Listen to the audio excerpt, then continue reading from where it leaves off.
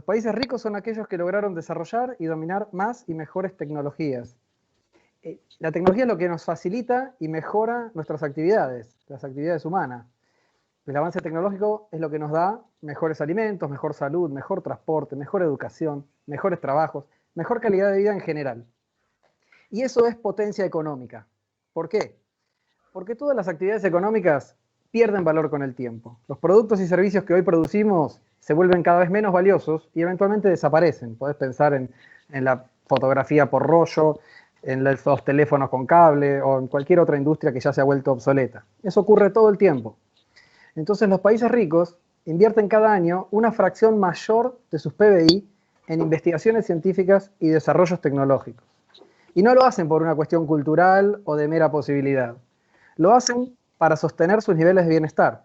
Necesitan todo el tiempo generar nuevos productos y servicios mejores, de mayor valor.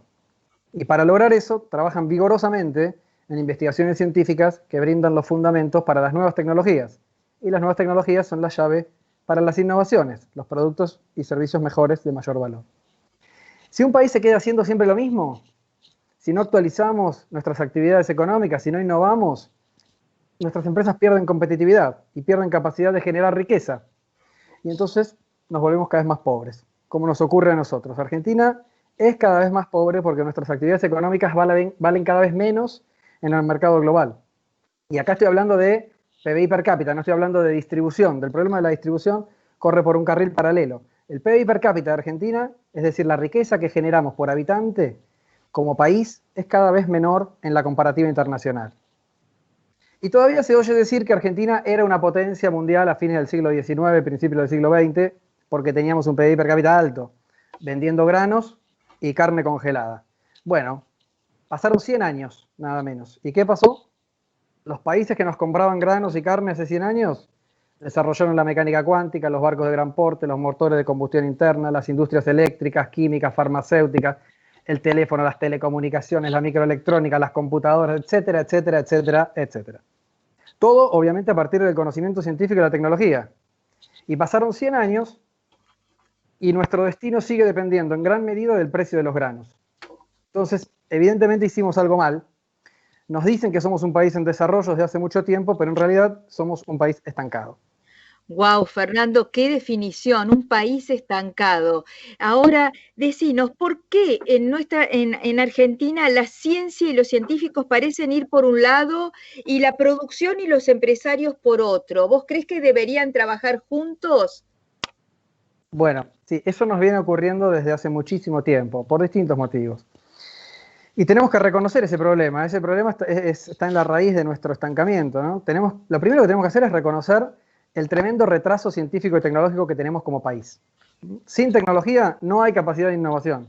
Sin innovación no hay posibilidad de crecimiento económico sostenido. Tenemos que usar ese orgullo que nos dan nuestras hazañas científicas y tecnológicas y llevarlo a todos los planos de nuestra vida económica. Por ejemplo, construir un satélite y ponerlo en órbita es algo maravilloso, sin dudas, que nos debe enorgullecer.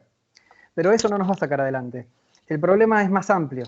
No es un problema de las capacidades de nuestros científicos, es un problema de la organización de nuestra economía productiva y su vínculo con la ciencia y la tecnología.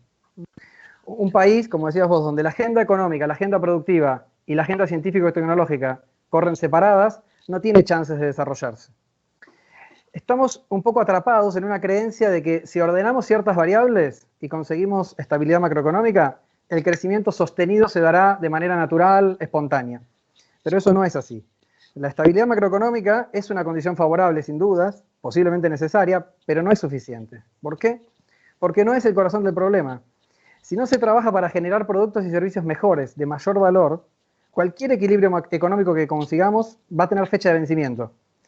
El país en algún momento, generalmente muy rápido, alcanza su máxima capacidad productiva en base a las capacidades que tenemos y nos topamos con un techo de productividad.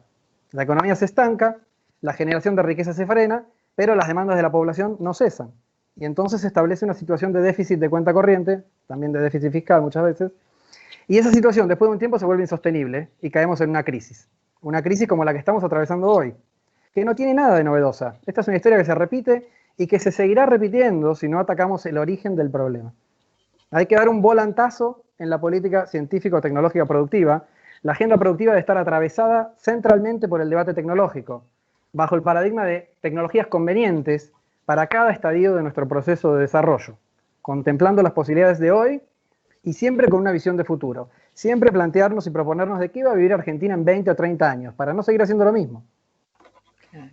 El foco tiene que estar en las empresas argentinas, porque en las empresas es donde se concretan las innovaciones.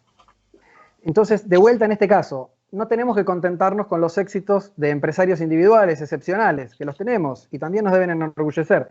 Debemos usarlos como ejemplo para establecer un sistema en el que todas nuestras empresas puedan ser exitosas.